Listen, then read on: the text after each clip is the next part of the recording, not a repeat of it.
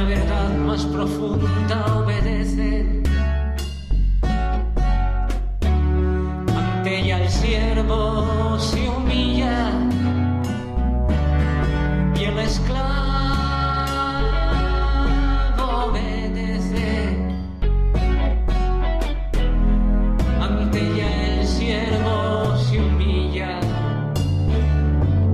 y el esclavo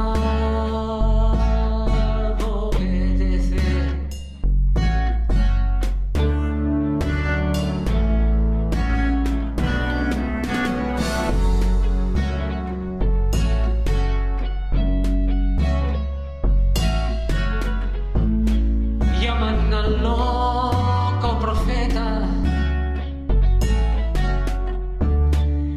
y al asesino